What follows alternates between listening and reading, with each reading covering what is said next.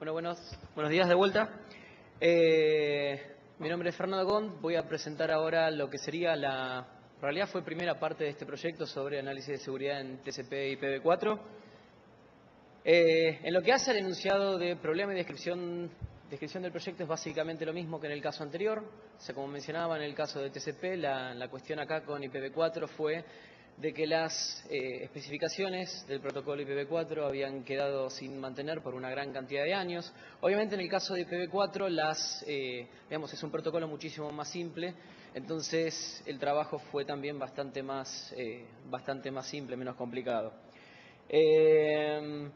Como comentaba en el caso anterior, la situación antes del comienzo de este proyecto era de que, si bien había habido bastante trabajo sobre análisis de cuestiones de seguridad en IPv4, el resultado de estos análisis nunca había sido llevado al ámbito de la IETF. Y algo por ahí que es interesante mencionar, en este caso en particular de IPv4, fue lo que había terminado con la discusión en base a la pregunta que había hecho Roque Gagliano antes. ¿Qué es lo que sucede cuando determinadas cosas o determinados fallos o vulnerabilidades o problemas de seguridad que se encuentran en un protocolo, por ejemplo, no terminan resultando en cambios en las especificaciones correspondientes? Bueno, un caso que es por ahí útil mencionar, que yo creo que lo había mencionado en otra oportunidad, en lo que respecta al caso de IPv4, es de que, por ejemplo, las implicancias de seguridad del mecanismo de source routing habían sido conocidas desde hace muchísimo tiempo. De hecho, en el caso de muchas implementaciones, llámesele OpenBSD, FreeBSD y otros, deshabilitan por defecto el uso de source routing. Y así todo, pese a que este problema había sido identificado, por ejemplo, en el caso de IPv6 se incluyó más tarde una funcionalidad similar, el Routing Header Type 0, que terminó después, hace poquitos años atrás, siendo deshabilitado o deprecated en el caso de la IETF. Entonces acá un punto importante era, ajeno a las recomendaciones que uno pudiera hacer, intentar que se terminen realizando los cambios correspondientes en las especificaciones para que se tomara conciencia de las implicancias de seguridad de determinados mecanismos, y en el caso de que en algún momento futuro se trabajara sobre protocolos nuevos, bueno, no se volvieran a incluir determinados mecanismos cuyas implicancias de seguridad ya se conocen. Bueno, en la descripción del proyecto, de vuelta, fue producir un documento que sirviera como compañía a las especificaciones de la IETF. Al igual que en el caso del protocolo TCP, se evaluaron las especificaciones en sí, es decir, los RFC de la IETF. Así también se evaluó el comportamiento de implementaciones populares, en particular en sistemas operativos de código abierto, por obviamente la posibilidad que la posibilidad que nos permitía de mirar en sí en el código. Y por último, el último tramo del proyecto era llevar estas recomendaciones al ámbito de la IETF. Como resultados, en julio del año pasado se publicó el documento en cuestión. El documento fue unas 60 páginas con una buena cantidad de referencias. Yo creo que serían algo así como más de unas 60 referencias a distintos documentos. Obviamente el documento en cuestión fue mucho más breve y mucho más simple, si así se quiere, que el documento correspondiente para el caso de TCP. Seguido la publicación del resultado de este trabajo por parte de CPNI, nosotros publicamos una versión para la IETF de este documento. Es el que está referenciado en esta diapositiva. Y este documento terminó siendo aceptado en el OPSEC Working Group de la IETF. Actualmente el camino o el track en el cual se espera publicar este documento es informational, no por una cuestión de que sea lo que uno deseara, sino que más por una cuestión de compromiso político, si así se quiere. Personalmente, tanto yo como algunos otros participantes creíamos de que el track más adecuado hubiera sido en Standard Track, es decir, que las especificaciones correspondientes formalmente se modifiquen. Pero bueno, eso iba a terminar siendo bastante más engorroso, iba a terminar requiriendo muchísimo más esfuerzo, y entonces en tal sentido nosotros terminamos haciendo un compromiso y decir, bueno, a ver, mínimamente que la IETF publique algo en esta materia, por más de que después las especificaciones se terminen modificando formalmente o no. De todas maneras, el track no es fijo, todavía está la discusión a ver si continúa en informational o bien este documento pasa a standards track. Obviamente, si pasara a standards track, la cuestión se hace de vuelta más, el procedimiento es bastante más engorroso. En lo que refiere a los fabricantes, previo a la publicación de este documento, el documento fue enviado a la gran mayoría de fabricantes. Muchos de los temas, muchas de las cuestiones incluidas en este documento fueron discutidas con fabricantes, entonces esto nos permitió de alguna forma mejorar, mejorar la calidad del documento, en algunos casos hacer correcciones, en otros casos mejorar las recomendaciones que el documento original proveía.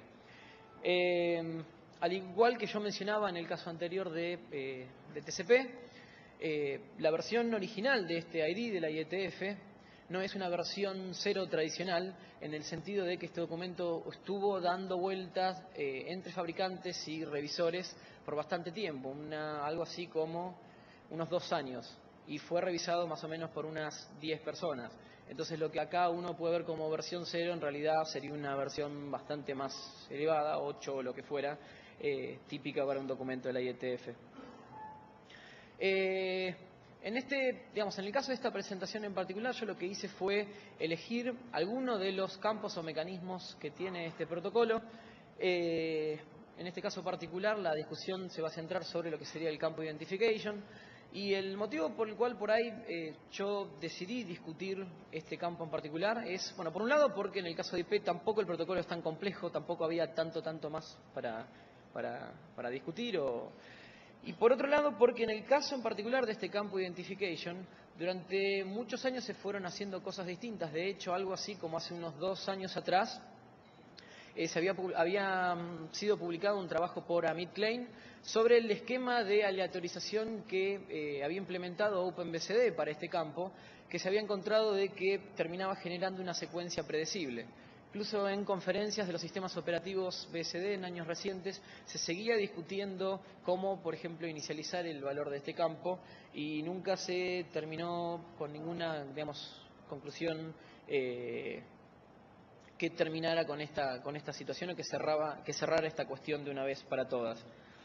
Como breve descripción del campo Identification o IP-ID, como se lo suele conocer, obviamente todos saben que se lo utiliza para el mecanismo de fragmentación y reensamble de paquetes IP, básicamente con los valores de dirección, origen, destino, protocolo y el valor de identificación. Se identifican todos los fragmentos que corresponden a un paquete original y obviamente ese grupo de valores, dirección, origen, destino, protocolo de identificación, tiene que ser único en un instante determinado en el tiempo. Es decir, si hubiera más de un paquete original reutilizando ese grupo de valores, obviamente los fragmentos de un paquete y otro se terminarían confundiendo y el resultado del proceso de fragmentación obviamente podría ser incorrecto, lo cual llevaría, entre otras de las posibles opciones, a que se descarte el paquete reensamblado resultante.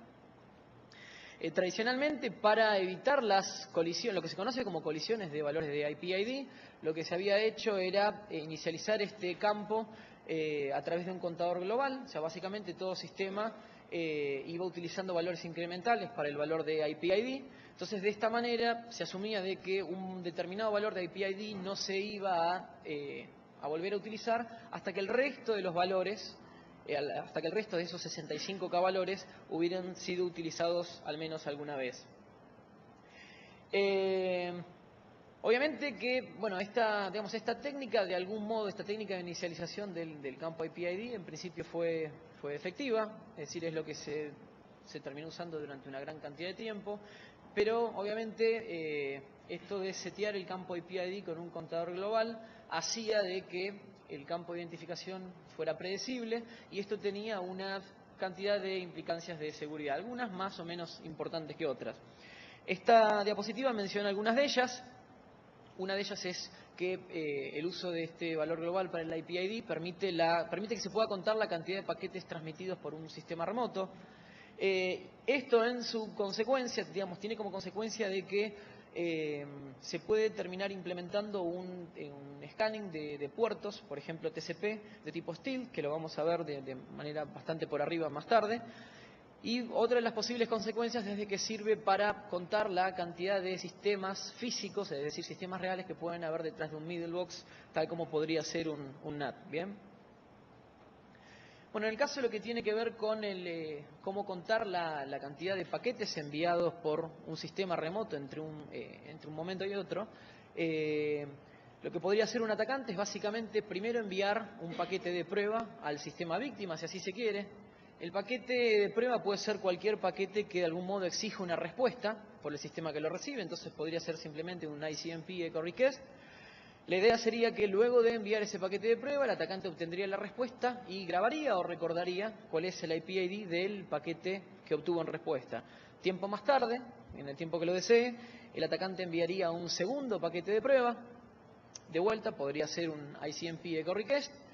Se fijaría cuál es el IP ID que vuelve en la respuesta y lo anotaría en este caso como IP ID 2. ¿Bien? Obviamente, como estamos asumiendo acá que los valores que se usan para inicializar el campo IP ID son incrementales, es decir, que se utiliza un contador global, obviamente, haciendo la diferencia entre esos dos valores, se puede obtener cuál es la cantidad de paquetes, en principio, que se transmitió en ese periodo de tiempo que pasó entre la primera prueba y la segunda prueba. Este tema de contar la cantidad de paquetes enviados por un sistema remoto, en principio alguno podría decir de que no tiene demasiado interés, pero vamos a ver después qué es la base de esa técnica de escaneo Stealth que vamos a ver más tarde. La otra de las cuestiones la otra de las implicancias de seguridad que hablamos para este campo IP-ID es contar la cantidad de sistemas detrás de un NAT. Esto no fue descubierto ni descrito por primera vez en nuestro trabajo, sino que, hasta donde recuerdo, el trabajo original había sido de Steve Bellovin, creo que era algún documento no me acuerdo si era la CCR o cuál de las publicaciones. O sea, básicamente acá tenemos un escenario posible donde tenemos un middlebox, podría ser un NAT, por ejemplo, una cantidad de sistemas físicos detrás de ese middlebox y la red pública. En principio, uno podría asumir de que como la dirección que uno tiene, tiene una única dirección pública, este middlebox, entonces no sería posible discernir o no sería posible hallar cuál es la cantidad de sistemas que hay detrás de ese middlebox. Si uno, por ejemplo, utilizara una herramienta como puede ser HPing, o sea, esto es una herramienta concreta y algo que uno lo puede probar de manera práctica, y, por ejemplo, hace o envía peticiones o envía segmentos de prueba al sistema víctima, si así lo quieren. En este caso podemos ver las respuestas que fuimos obteniendo de este sistema víctima, de este middlebox, y en particular el único parámetro, es decir, el único valor que nos interesa para lo que hace esta presentación es el valor que tienen para el campo ID. Fíjense que tienen marcados algunos de los paquetes de respuesta con color azul, otro de los paquetes de respuestas con color negro, y si se fijan en los valores de ID, los que están en azul siguen una secuencia, los que están en negro siguen otra secuencia. ¿Bien? Esto obviamente nos da el indicio de que acá tenemos al menos dos sistemas físicos detrás de la misma dirección. ¿Por qué? Porque obviamente fíjense que en el caso de los que están en negros siguen una secuencia determinada y los que están en azul están en otros. Obviamente, si hubiéramos identificado 3 secuencias distintas o 4 secuencias distintas, uno podría asumir de que hay, en principio, 4 sistemas físicos, por ejemplo, detrás de ese middlebox. Obviamente, a medida que hubieran una mayor cantidad de sistemas físicos, las secuencias se van a empezar a confundir unas con otras, entonces se empieza a hacer más difícil este tema de contar los sistemas detrás de un NAT. Por último, vamos a lo que es ese escaneo de tipo Stealth que yo mencionaba antes. Por ahí ver este diagrama así por primera vez es un poco complicado. O sea, básicamente lo que tenemos son 3 sistemas: un atacante, un zombie y una víctima. Víctima es obviamente aquel sistema al cual le queremos realizar la operación de port scanning. El zombie es simplemente una máquina que hay conectada a Internet. No hace falta que tengamos acceso a esa máquina. La única característica que tiene que tener esa máquina zombie es de que justamente setee el valor del campo IP-ID de manera incorrecta, o no incorrecta, digamos, de poco inteligente desde un punto de vista de seguridad. O sea, por ejemplo, que lo seleccionara de manera incremental. Y básicamente lo que vemos es de que lo que hace el atacante es siempre agarrar, enviar un paquete de prueba a la máquina zombie para obtener el valor IP-ID actual que está siendo utilizado por ese equipo, luego enviar el segmento, digamos, el paquete de prueba a la víctima con el cual está escaneando esa víctima, y luego nuevamente enviar un paquete de prueba al zombie nuevamente. Obviamente la diferencia que hay entre el caso en el cual el puerto está abierto y el caso en el cual el puerto está cerrado es que en el caso en el cual el puerto en cuestión estuviera abierto, el zombie va a tener que enviar un paquete. Fíjense en el gráfico de la izquierda que el zombie envía un paquete de reset, mientras que en el caso en el cual el puerto estuviera cerrado, el zombie no va a enviar ningún paquete. Entonces, básicamente, lo único que yo necesito para poder, averiguar si el puerto en cuestión estaba abierto o no, es simplemente, poder averiguar si el zombie transmitió algún paquete o no entre los dos paquetes de prueba que yo le envié. Fíjense, obviamente, que en el caso del segmento de sincronismo que se está enviando, que está en fucsia o violeta, ese segmento tiene la dirección de origen falsificada, por eso es que va desde el atacante a la víctima, pero la respuesta va al zombie, ¿bien? Es decir, ese paquete de sincronismo con el cual estoy escaneando tiene como dirección de origen la del zombie. Lo interesante de este método de escaneo es que justamente yo como atacante no tengo que enviarle nada a la víctima con mi propia dirección de origen. Entonces, ese es el motivo por el cual este tipo de escaneo se lo considera de tipo hostil. Este método de escaneo está implementado hasta en la propia herramienta Nmap. Yo tenía, tenía una diapositiva más con la salida de Nmap para el caso de este método. Simplemente no lo incluí por cuestiones de tiempo, pero queda, es un método práctico y que ha sido implementado en herramientas reales. Bueno, como mencionaba antes, las implicancias de seguridad de utilizar IP-IDs incrementales son conocidas desde hace muchísimo tiempo. Siempre, cuando se encontraron estos problemas, hubieron algunas implementaciones que intentaron introducir algún tipo de aleatorización para la inicialización de este campo. Sin embargo, siempre se pensó que si se utilizaban valores, trivialmente aleatorios, es decir, por ejemplo, el resultado de la función random que uno puede tener en lenguaje C, esto iba a traer como consecuencia problemas de interoperabilidad porque iban a existir, obviamente probabilísticamente hablando, colisiones de IP-IDs. Bueno, lo que nosotros intentamos hacer acá es hacer un muy breve análisis de cuál es la situación con protocolos de transporte orientados a conexión, cuál es la situación con protocolos de transporte de los que se denominan connectionless, y ver si este análisis de alguna manera nos tiraba alguna pista sobre qué tipo de algoritmo de aleatorización podría ser adecuado para la inicialización de este campo. En el campo de los protocolos de transporte orientados a conexión, como podría ser TCP o SCTP o cualquiera de ellos, sobre estos protocolos se ha hecho análisis de las implicancias en la performance del mecanismo de fragmentación. Esto fue hecho hace más de 20 años. Había un paper de Mogul y no me acuerdo si había otra persona más. Era Fragmentation Considered Harmful. Hace como 20 años, y más recientemente hubo un nuevo trabajo en un grupo de la IETF sobre las implicancias negativas de la utilización de fragmentación. Como respuesta a esto, se terminaron diseñando mecanismos para poder evitar que se utilice el mecanismo de fragmentación. En los fines de los 80, principios de los 90, se diseñó el mecanismo llamado PATMTU Discovery, y este mecanismo estaba basado o requería del uso de mensajes de error tipo ICMP. Y en los años más recientes se diseñó un nuevo mecanismo para el descubrimiento del PATMTU que podía prescindir de los mensajes ICMP. El motivo por el cual fue necesario esto fue porque los firewalls los filtraban. Ajeno a esto, que todos los protocolos orientados a conexión implementan mecanismos para descubrir el MTU, de todas maneras, si uno considera que la IP-ID tiene una extensión de nada más que 16 bits, ajeno a cómo uno setee ese campo, siempre va a estar reutilizando los valores de IP-ID demasiado rápido. Entonces es incorrecto agarrar y depender del mecanismo de fragmentación. Entonces, en este caso, la respuesta es de que simplemente todos los protocolos que son orientados a conexión tendrían que implementar algo que evite el uso de fragmentación. Así que el campo IP-ID podría ser seteado de manera trivial como resultado de la función random. En el caso de los protocolos orientados a no conexión, como podría ser el caso de UDP, es interesante analizar el contexto en el cual las aplicaciones los utilizan y en el contexto en el cual estos protocolos trabajan.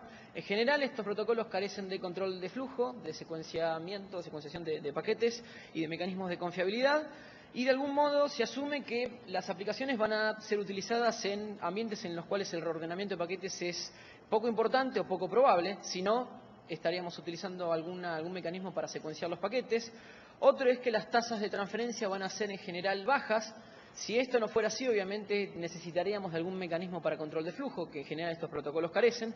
Y por último, que la pérdida de paquetes es poco probable o poco importante. Si esto no fuera así, obviamente necesitaríamos de algún mecanismo que incrementara la confiabilidad de estos protocolos.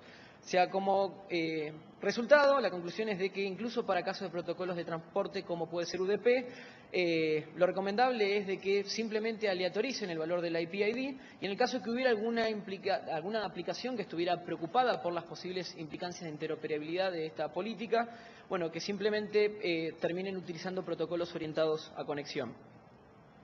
Pasos siguientes, nosotros planeamos revisar este documento. Tanto en el caso de TCP como IP, la idea de CPNI no fue publicar un documento que fuera fijo y fuera la última palabra en esta materia, sino publicar algún documento que sirviera como de base para la discusión. Así que si alguno lee el documento en cuestión y tiene sugerencias, serán más que bienvenidos. Como mencionaba antes, la versión para la IETF de este documento ya fue aceptada por el OPSEC Working Group y supongo que en el corto plazo se estará tomando alguna determinación tanto en lo que hace al track en el cual este documento se va a publicar como a la publicación en sí, así que en la medida que pudieran incorporarse y sumarse a la discusión en esta materia sería más que recomendable. Esta diapositiva incluye el link donde pueden encontrar la información correspondiente. Conclusiones, las mismas de antes. Pese a que estos protocolos vienen dando vuelta hace tanto tiempo, incluso en los últimos años, por ejemplo, este fue un solo caso, un solo ejemplo en lo que hace al campo de identificación, se ha continuado discutiendo sobre las implicancias de seguridad de distintos campos y las maneras de mitigarlas, y aún hoy en día hay muchas implementaciones de los protocolos que, por ejemplo, setean el campo de identificación de manera incorrecta. ¿Preguntas?